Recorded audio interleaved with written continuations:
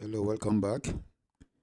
In this aeroradiometric data analysis, we have seen how to create the potassium, thorium, and uranium maps. Now we want to see how to create the potassium divided by thorium, which we call the potassium-thorium ratio, which is very important. If you look at this paper, this is the importance of the potassium-thorium ratio map. Is usually effective in delineating hydrothermal alteration zones. These are a lot of the references has been very good. A high level of this ratio could be result from high-grade metal magnetism at the core of the zone of the potassic hydrothermal alterations, which are a good site for mineral exploration. As you can see, the stored area map increase. So this is the result of the analysis, and this is the importance of this, supported by many literatures. So that's the importance of this part of this video. We are going to see how to create this potassium thorium map. That is this part of the work. Let's go back to AHP. In this style, we need to our potassium XY and our thorium XY. First, we go to grid mass. Then we need to divide at each grid point. We divide the value of potassium by the thorium, but remember it has to be in projected coordinate system. It has to be in projected coordinate system. So we say insert grid variable. We say operators. We say divide. Then insert another one. Then minimize this one. Now we have G1 divided by G2. Then we need to tell what is G0. G0 is a potassium thorium ratio. Then we have XY. Thorium potassium ratio XY. Then what is the GY? GY represents potassium in XY. G2 thorium in XY. As you can see, potassium XY, thorium XY, that is G2. They will say OK. Now this is the value we have. This is the map we have. If we want to see those values, we go to grid image, utilities, point values. Select this, the ratio map point that we click. We see the value is 0. This very high. Click on this. Click on this blue. See, it's very, very low. And this is how to locate those values. So now we have it in projected XY. But what we need to do, we need to do a lot of things here first. First of all, this database, we don't need them. Remove, then remove. Because we need this one. If we go back to our analysis, we need this one for our spatial integration of thematic layers in using analytical hierarchy process. We need to push this one to grade this back in ArcGIS. So we first have to push this one to a database. First, save grid to database. That is this one. And this I'll call it the key T ratio first. It's a database. Okay, you can see it now. KT ratio grid. Then this is the name of the database, and click OK. Remember, it's a projected first. This is what we have. If we click, right click, properties, we'll see it is very important. You use the projected one. The next thing is to export this one as a CSV file and go to database, export CSV. It's very important. And click on this is 3 dot. Then go back to your data. Now call this one potassium thorium ratio. Give it this name. Then display channels. Yes, all lines. That's the only thing you need. All line display channel is this XYZ, and all lines will be put into all lines. Then click OK. Now it has been saved. Let it save first.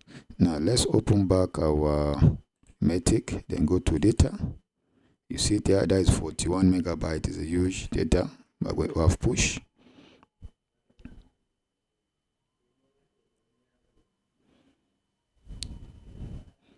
So it's trying to load it. You see, it's a very okay. So you don't need to change. This is a very huge data. If you press Ctrl Shift down arrow, you can see, you go to the last part of the value, you see it's very 1,448,576 large values. So these are the three values we export. This is the ratio, and this is the projected coordinates. So we don't need to save, and that is what we export. Now we export this one, then we'll go back to this grid. We need to reproject this grid so that we can grade the map. Reproject, which grid? This, then next. And now it's already there. Then now we'll change this one now to potassium, thorium ratio, then lat long. Now we set this one, this geographic, now it's geographic. Finish. Now this is what we have, you can see it. Then now this projector, we don't need it now, we can remove it. So we can remove it, and again we don't need this thorium XY because we have used it. This potassium XY, I think we have used it, we don't need it. All we need is potassium, thorium, lat long, and this ones. So this one now, first select this one and click on this. So you can see, click on this, then go to map tools, single grid, but don't apply. Click on this, then click, select that one, it's the ratio, click on this so that we can apply shading effect. Or don't take this add color bar, just leave it empty, histogram equalization, then current map, so that we increase the thickness of, so that we can able to isolate those anomalies easily. Then we need to come to map, export. It's GeoT full map, then set it 100, GeoT full map, make sure. Then you go back to one more, then raster images. Here we call it the potassium, thorium ratio, which you can use in ArcGIS to isolate some of the anomalies. Ratio, this is lat long. Save, then click on this. Now it's okay. With this one we can plot our map. New, then scan grid, then this is what we have, then okay, then next they'll call it potassium thorium ratio, then click on scale, finish, map tool, draw base map. Same thing we do, 5:2, next, potassium thorium ratio map. This is what we have, then finish.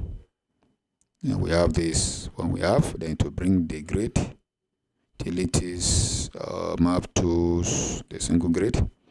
Now we'll add the color bar, it's already selected, this shading is there, current map.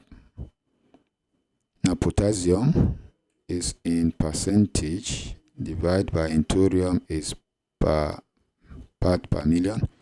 Then here, since it's a ratio, we can give it 4 places of decimal. Then click on locate, then click anywhere, then click OK. Then click on this to move it to any place you want it.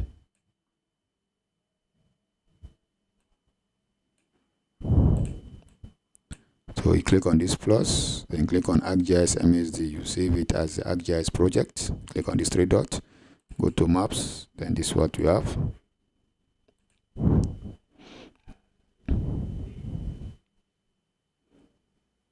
And I click on window, close all. So now we don't need this for the next part. Remove one, then file, project, save. We are now left with only this. We have exported this one, database.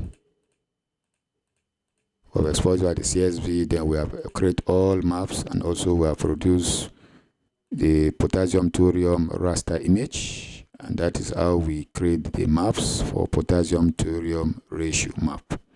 Okay, if we look at the values here, we see it ranges from 0.065 to 0.27. If you look at their own work, I think you can see it here. The range of value is from this, you see it, 0.02 to 2.39. but our own we have 2.79. You see the ranges of values are almost similar, work, but different areas, and that is how we produce potassium thorium map in Oyas Mountain.